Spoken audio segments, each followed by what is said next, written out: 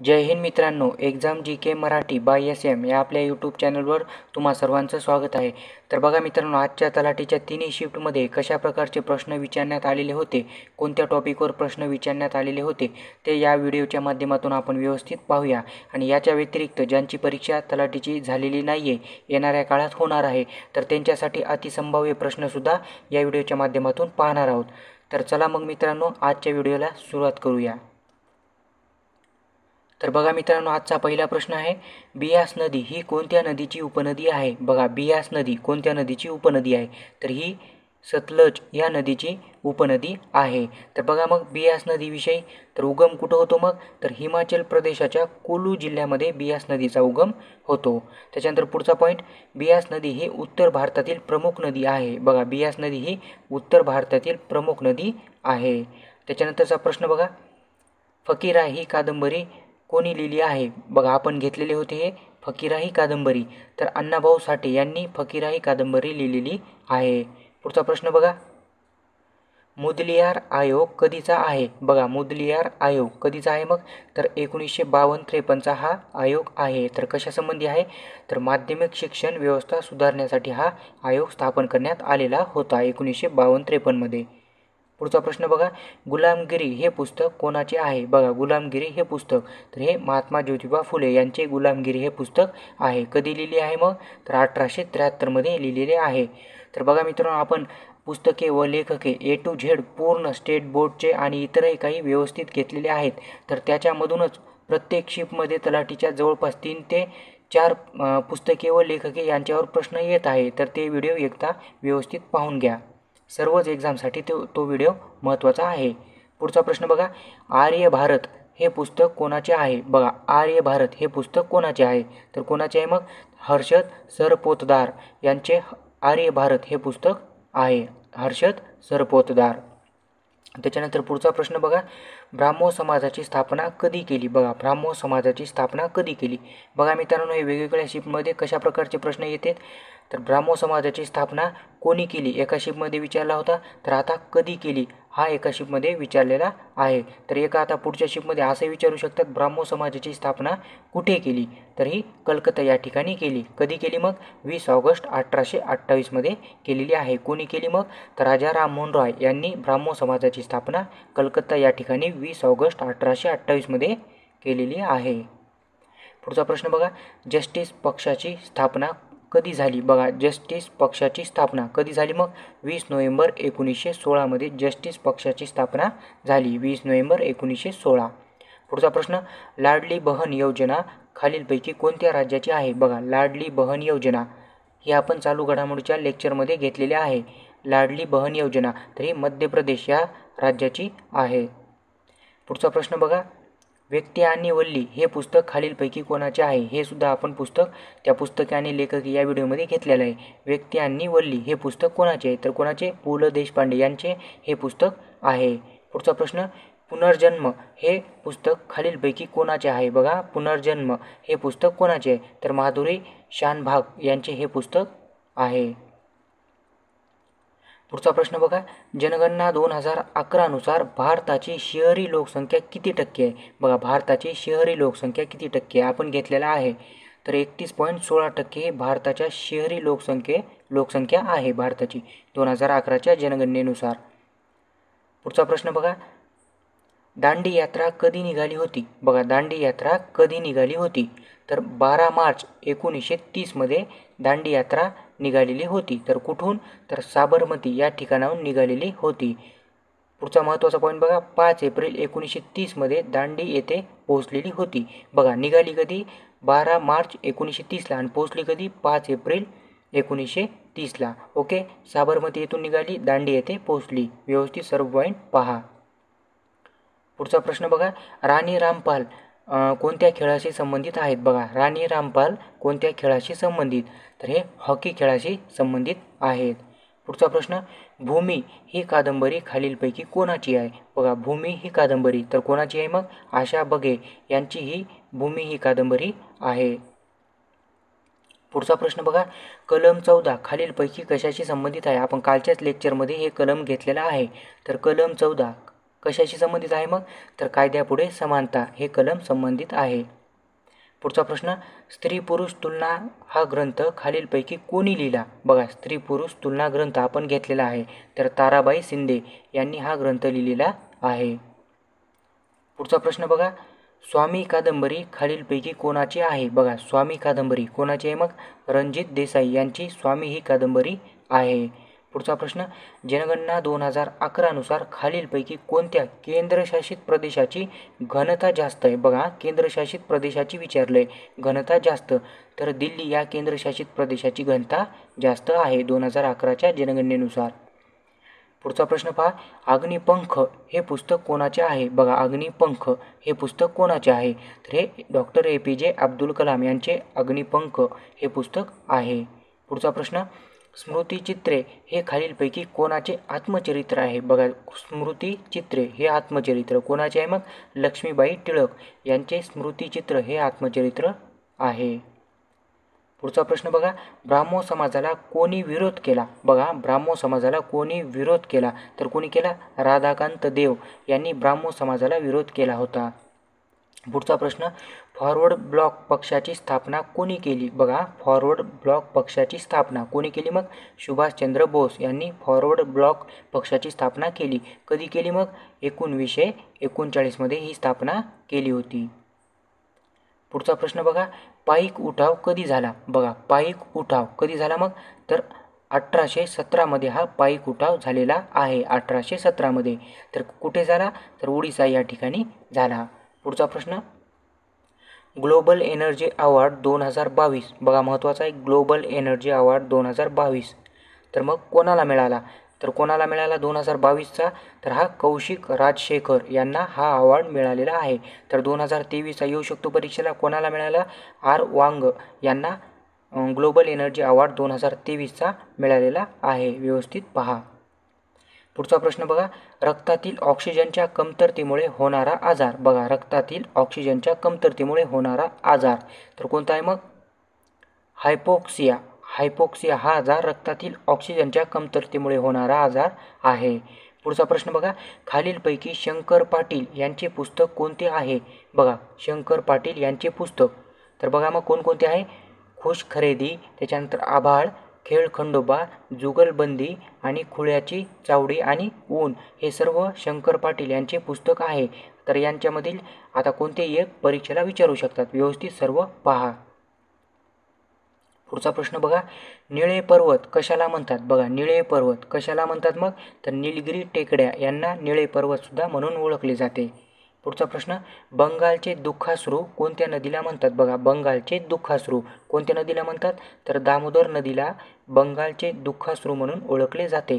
तर बघा मग आता बिहारचे दुःखाश्रू म्हणून कोणत्या नदीला ओळखले जाते? तर कोसी नदीला बिहारचे दुःखाश्रू म्हणून ओळखले जाते. व्यवस्थित पहा. तर बघूया मित्रांनो आता काही संभाव्य प्रश्न. तर बघा मित्रांनो, हे प्रश्न काही मी मागच्या लेक्चरमध्ये सुद्धा घेतलेले आहेत, खूप महत्त्वाचे असल्यामुळे ह्या लेक्चरमध्ये सुद्धा ते रिपीट करत आहे मी मित्रांनो, कारण याच्यामधूनच बरेच प्रश्न येत आहेत परीक्षेला.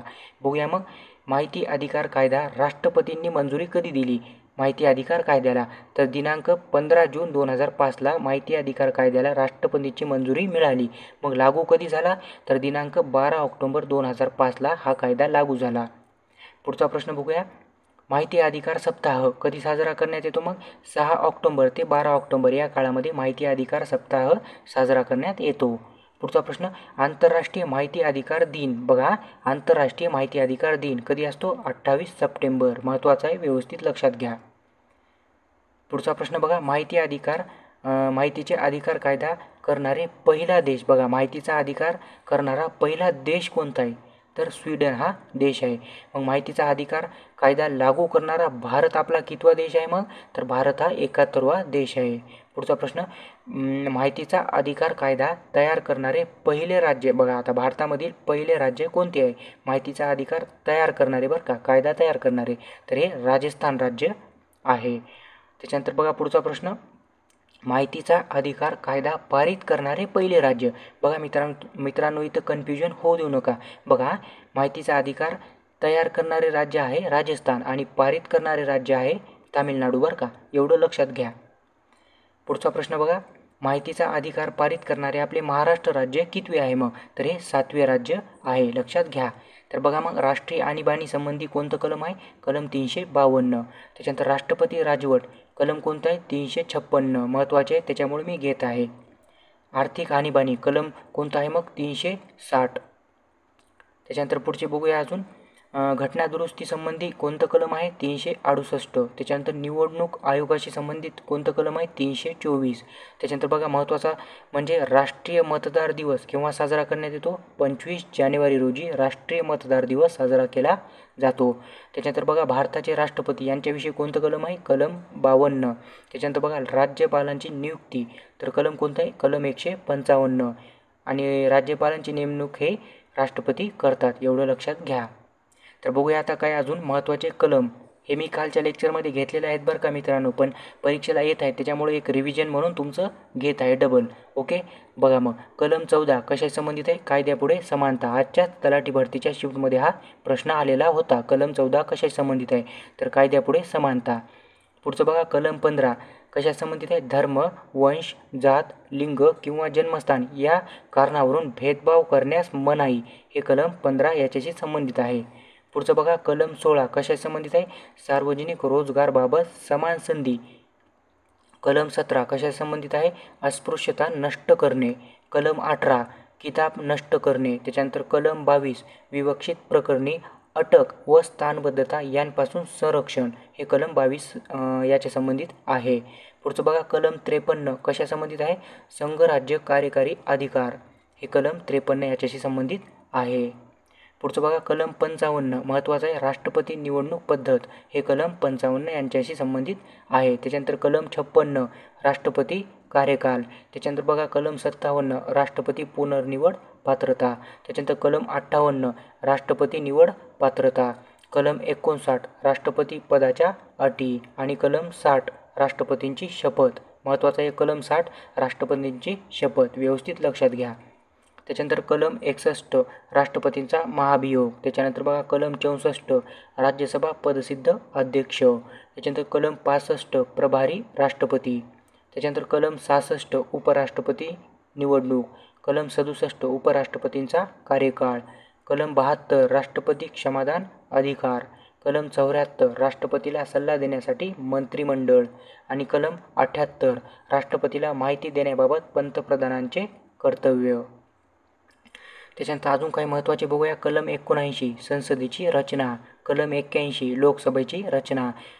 कलम 83 संसदेचा कार्यकाळ. कलम 84 संसद सदस्य पात्रता. कलम 87 राष्ट्रपती अभिभाषण. कलम 93 लोकसभा सभापती व उपसभापती. कलम 98 संसदेचे सचिवालय. कलम 105 संसद सदस्य विशेषाधिकार. त्याच्यानंतर कलम 108 संयुक्त बैठक तरतूद. हे मी मित्रांनो मागच्या लेक्चरमध्ये घेतलेले असल्यामुळं थोडंसं फास्ट घेत आहे. त्याच्यानंतर बघा कलम 108 संयुक्त बैठक तरतूद. कलम 110 अर्थविधेयक व्याख्या. कलम 112 वार्षिक वित्तीय पत्रक. तर बघूया अजून काही महत्त्वाचे प्रश्न. तर बघा मित्रांनो, हे कोणत्या संस्थेची स्थापना कधी झाली आणि कोणी केली ह्या संस्थेविषयी खूप प्रश्न विचारत आहेत. डबल रिपीट होत आहेत प्रश्न, त्याच्यामुळे मी व्यवस्थित घेतलेले आहेत, महत्त्वाचे आहेत, व्यवस्थित पहा. बघा रयत शिक्षण संस्थेची स्थापना कोणी केली? कर्मवीर भाऊराव पाटील यांनी केली. कधी केली? 4 ऑक्टोबर 1919 केलेली आहे. खूप महत्त्वाचे आहेत. बघा शारदा सदनची स्थापना, हा तर प्रश्न जवळपास 5 ते 6 वेळेस रिपीट झालेला आहे. शारदा सदनची स्थापना कोणी केली? पंडिता रमाबाई यांनी केली. कधी केली मग? तर 11 मार्च 1889 केली. कुठे केली? मुंबई या ठिकाणी. बघा मग रमाबाई रानडे यांनी काय केलं? हिंदू लेडी सोशल क्लबची स्थापना केली. ताराबाई शिंदे यांनी काय केलं? स्त्री पुरुष तुलना ग्रंथ लिहिलेला आहे, हा परीक्षेला विचारलेला आहे. जनाक्का शिंदे यांनी काय केलं? निराश्री सेवा सदनची स्थापना केलेली आहे. महत्त्वाचे व्यवस्थित पहा. पुढचं बघा डेक्कन एज्युकेशन सोसायटीची स्थापना कोणी केली मग? गोपाळ गणेश आगरकर, विष्णूशास्त्री चिपळूणकर, बाळ गंगाधर टिळक, महादेव बल्लाळ यांनी मिळून डेक्कन एज्युकेशन सोसायटीची स्थापना केलेली आहे. कधी केलेली आहे? 24 ऑक्टोबर 1884 केलेली आहे स्थापना.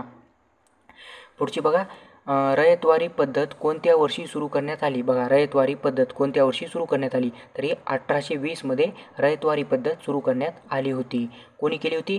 तर बघा, थॉमस मुनरो आणि रीड यांनी ही पद्धत सुरू केली होती. नाव लक्षात व्यवस्थित घ्या. थॉमस मुनरो आणि रीड यांनी मिळून रयतवारी पद्धत सुरू केली होती 1820मध्ये. पुढचं बघा, महालवारी पद्धत कोणत्या वर्षी सुरू झाली? बघा आता महालवारी पद्धत तर ही 1822मध्ये सुरू झाली.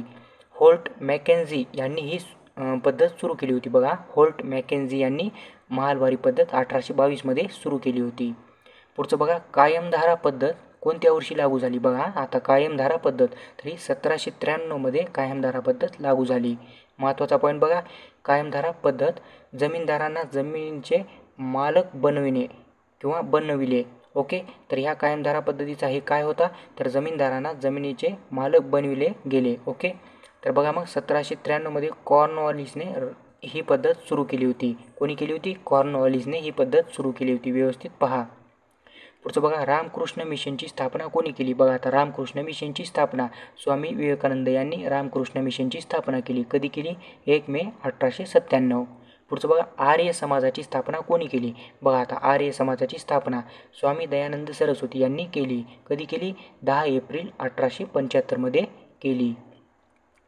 त्याच्यानंतर बघा आता आर्य महिला समाजाची स्थापना. बघा आता आर्य समाजाची स्थापना आणि आर्य महिला समाजाची स्थापना याच्यामध्ये कन्फ्युजन होऊ देऊ नका. आर्य महिला समाजाची स्थापना कोणी केली मग? तर पंडिता रमाबाई यांनी केली. कधी केली? 1 मे 1892मध्ये ही स्थापना केलेली आहे. पुढचं बघा, प्रार्थना समाजाची स्थापना कोणी केली? बघा आता प्रार्थना समाजाची स्थापना आत्माराम पांडुरंग यांनी केली. कधी केली? 31 मार्च 1867मध्ये केली. पुढचं बघा, सत्यशोधक समाजाची स्थापना कोणी केली? महात्मा ज्योतिबा फुले यांनी केली. कधी केली? 24 सप्टेंबर 1873मध्ये केली. तर याची ब्रीदवाक्य काय होते मग? सर्वसाक्षी जगतपती त्याला नकोची मध्यस्थी, हे सत्यशोधक समाजाचे ब्रीदवाक्य होते. पुढचं बघा, मानवधर्म सभेची स्थापना कोणी केली? तर दादोबा पांडुरंग तरखडकर यांनी केली. कधी केली? 22 जून 1844मध्ये केली. पुढचं आहे बघा, निष्काम कर्ममठची स्थापना कोणी केली? महर्षी धोंडो केशव कर्वे यांनी निष्काम कर्ममठाची स्थापना केली. कधी केली? तर 1910मध्ये ही स्थापना केलेली आहे. पुढचं बघा, भारत सेवक समाजची स्थापना कोणी केली? बघा भारत सेवक समाजची स्थापना तर गोपाळ कृष्ण गोखले यांनी केली. तर कधी केली? 12 जून 1905मध्ये स्थापना केलेली आहे. परमहंस सभेची स्थापना कोणी केली? तर दादोबा पांडुरंग तरखडकर यांनी परमहंस सभेची स्थापना केलेली आहे. कधी केलेली आहे? 31 जुलै 1849मध्ये. पुढचं बघा, पुणे सार्वजनिक सभेची स्थापना कोणी केली? तर ग वा जोशी यांनी पुणे सार्वजनिक सभेची स्थापना केलेली आहे. गणेश वासुदेव जोशी यांनी. कधी केली मग? 1870मध्ये. पुढचं बघा, शतपत्रे कोणी लिहिली? तर गोपाळ हरी देशमुख यांनी शतपत्रे लिहिलेली आहे. यांनाच कोणत्या टोपणनावाने ओळखतात? तर लोकहितवादी या टोपणनावाने गोपाळ हरी देशमुख यांना ओळखले जाते. तर अजून काही स्थापना व त्यांचे कोणी केली हे बघूया. तर बघा, प्रार्थना समाज 1867मध्ये कोणी केली? आत्माराम पांडुरंग. त्याच्यानंतर बघा, विधवा विवाहोत्तेजक मंडळ स्थापना कधीची आहे? 1865. कोणी केली? न्यायमूर्ती महादेव गोविंद रानडे. त्याच्यानंतर रामकृष्ण मिशन 1897 स्वामी विवेकानंद यांनी स्थापना केली. अभिनव भारत 1904 कोणी स्थापना केली? विनायक दामोदर सावरकर यांनी स्थापना केलेली आहे. पुढचं बघा, अजून भारत सेवक समाज 1905मध्ये स्थापना झालेली आहे. गोपाळ कृष्ण गोखले यांनी केलेली आहे. हिंदू महासभा 1915मध्ये स्थापना झालेली आहे. पंडित मदन मोहन मालवीय यांनी स्थापना केलेली आहे. बहिष्कृत हितकारणी सभा 1924मध्ये स्थापना झालेली आहे. डॉक्टर बाबासाहेब आंबेडकर यांनी ही स्थापना केलेली आहे. पुढचा प्रश्न, हरिजन सेवक संघ कधी स्थापना झालेली आहे? 1932ला. कोणी केली? महात्मा गांधी यांनी ही स्थापना केलेली आहे. पुढचा महत्त्वाचा प्रश्न बघा मग, कोणत्या घटना दुरुस्तीला मिनी राज्यघटना असे म्हटले जाते? तर ही 42वी घटना दुरुस्तीला मिनी राज्यघटना असे म्हटले जाते. तरी कधी झाली होती? तर 1976मध्ये झाली होती. पुढचं बघा, बॉम्बे नेटिव्ह एज्युकेशन सोसायटीची स्थापना कोणी केली? बघा बॉम्बे नेटिव्ह एज्युकेशन सोसायटीची स्थापना कोणी केली मग? जगन्नाथ शंकर शेठ यांनी केलेली आहे. कधी केली? 1822मध्ये. पुढचा प्रश्न बघा, बाल कामगार कायदा कधी संमत करण्यात आला? बघा महत्त्वाचा आहे.